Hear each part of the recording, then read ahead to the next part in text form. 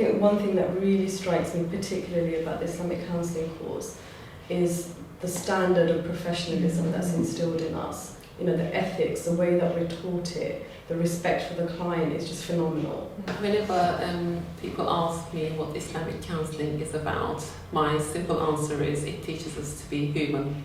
In terms of the field of counselling in general and health services, we're moving towards a more evidence-based culture. There are about 420 different therapeutic models. There's not that many which actually try and work with a person's emotional reality, psychological reality, social reality, and their spiritual reality.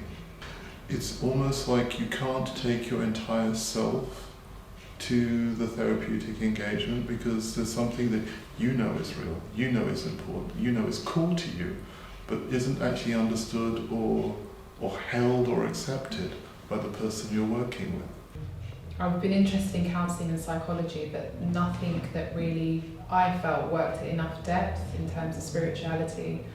And with the Islamic Counselling course, there is such a richness in the teachings that are so integral to how we recognise human beings and treat whatever condition or circumstance they may be going through.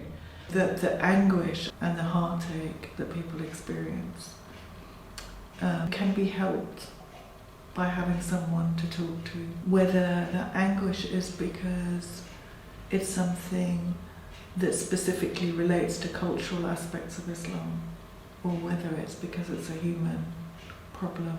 I've experienced the evidence of the significance of this model when working with people who aren't Muslim, who come to an Islamic counsellor because actually, you know something, I went to see X counsellor and I didn't feel I could talk about my spiritual path, my spiritual reality.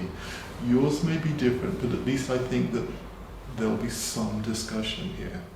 You know, after studying psychology, which is so focused on the mind, and seeing that, you know, here, this, you know, the heart is recognised, the soul is recognised, I think that's what really drew me. I thought, no, this is looking at the human being in a far more complete way.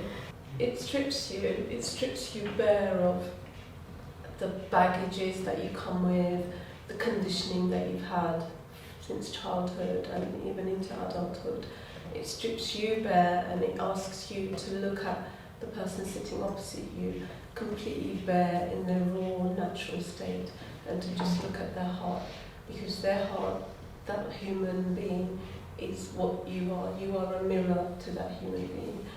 In the current climate in the UK, it's something that is desperately needed within the communities. There's a lot of stigma around accessing mental health services.